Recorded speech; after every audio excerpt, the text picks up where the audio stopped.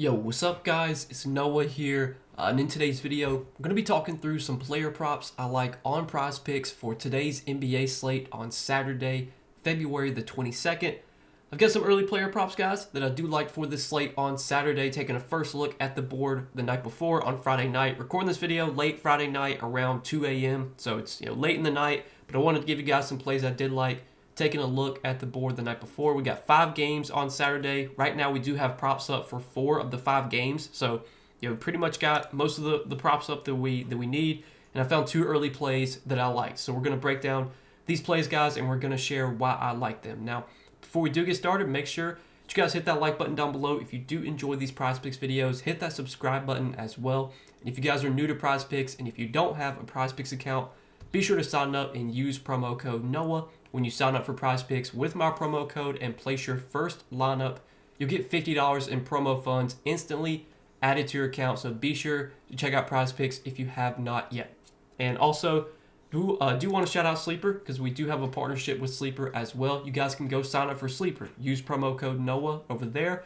And when you play $5, you'll get $55 worth of free lineups. So it's a cool promo Sleeper's doing. It's similar to the Prizepicks one, but it's a little bit better because you get $55 worth of free lineups. And again, you don't have to put in a big deposit or play a bunch of money. You just have to put in the minimum, play that $5 lineup, and then you'll get those $55 worth of free lineups. And hopefully you can use those free lineups to make some money, build a little bit of a bankroll up off of. And again, you get access to all this when you sign up for Sleeper with code NOAH. So go check out Sleeper if you guys have not yet. Download their app and make sure to use that code so you get access to that new user offer. But before we talk through our props for Saturday, guys, I do want to recap our plays from Friday. So Friday was a very, very frustrating day. We gave out 2 picks Friday, went 0-2. It's been a while since we've had a reverse sweep, but Friday just didn't go well for us. Devin Vassell over PRA was pretty much, it wasn't even close. I mean, Vassell had a terrible game. He was playing so poorly that they actually benched him to start the second half. He still wound up getting a good amount of minutes in the second half, but he had a terrible game, wasn't really doing much offensively at all. As a whole, the Spurs were not great offensively. De'Aaron Fox was like the only player who even played well of all the starters. So that one wasn't, really wasn't even close. And I felt really good about that play on Vassell because I like the spot a lot for him without Wemby. But yeah, really struggled. And then we took Keon Ellis over fantasy. I think Keon Ellis finished with like 11 or 12 fantasy points. He needed 17. So that play also missed. Really wouldn't have mattered because Vassell went under anyway. So tough day on Friday going 0-2, but let's see if we can bounce back here for these 2 plays on Saturday, guys. So first prop that I like Saturday is going to be a first half prop. So we're going to take a look at a first half prop here. We're going to take Joel Embiid for more than 13 points in the first half. So Joel Embiid has historically been a player throughout his career that does typically do a little bit better in the first half relative to the second half. He's a guy that typically kind of starts off pretty good, and then sometimes he'll kind of slow down a little bit in the second half. But if you look at his averages by season, so the last 3 seasons, he has averaged 17, 18.9, and 14.3 points in the first half. And then if you compare that to second half, 15.8, 15.7, 11.3. So he averages about 3 points more in the first half compared to the second half.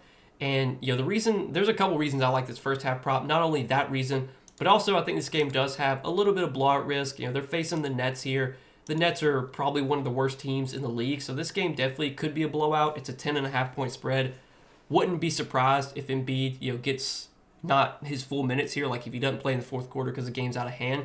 But what we do know is that in the first half, Embiid's going to play 16 to 18 minutes. You look at his last 2 games in the first half, he's played 18 and 18 minutes. Actually, his last 3 games, 18, 18, 18 minutes. So he's been getting about, pretty consistently about 18 minutes in the first half this season. Joel Embiid has pushed or gone over this points prop in 12 out of 18 games this season. And when he gets at least 16 minutes in the first half, he has pushed or gone over this line in 11 out of 13 games. Definitely think this line on Embiid is just too low. I mean, Embiid's a guy that, again, does pretty well in the first half. You look at his points prop for today. I mean, his points prop is set at, I think, 27.5 is what I saw it at. Yeah, 27.5. His first half line is 13. I mean, if anything, this first half line should be like 14.5, given that his full game line is set at 27.5.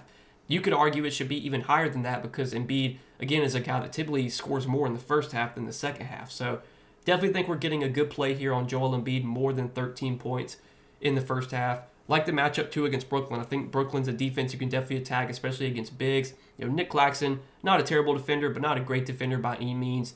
Embiid's going to have a huge role, even though he's playing alongside Maxey and Paul George. He's still going to dominate usage, going to be taking a lot of shots, and obviously Embiid's a guy that can score kind of in all facets. He can shoot threes, he can get mid-range shots, and he can draw fouls. He can go to the free throw line.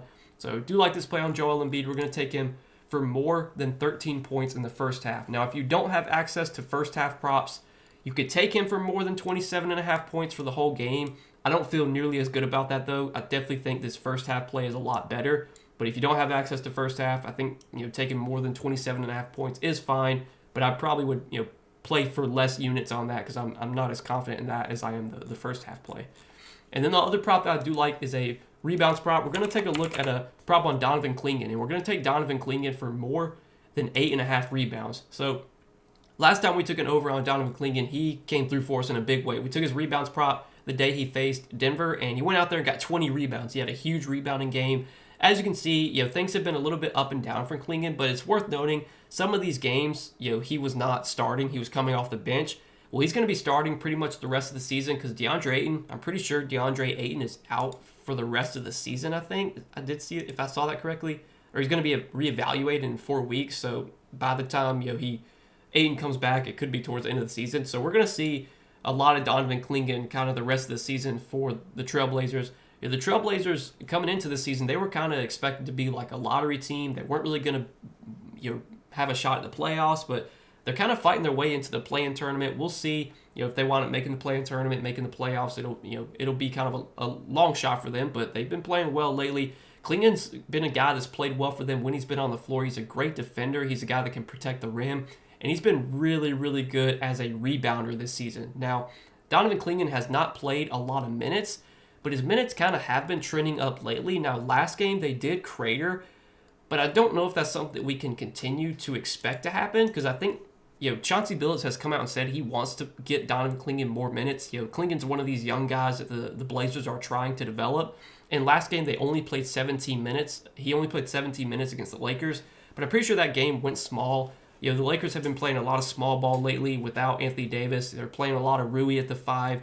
Dorian Finney-Smith is getting minutes at the 5. Even though Jackson Hayes starts the game, he doesn't typically play like huge minutes.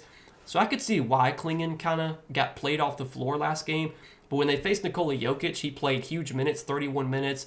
This game, before that, I think that was the game that Ayton played in. So he still even played 21 minutes in that game. Ayton played 18 minutes in that game. So when Clingan faces traditional centers, that's typically matchups that set up better for him. And he's going to be facing a traditional center today, going up against Charlotte, going up against Mark Williams, Yusuf Nurkic. Those are traditional centers.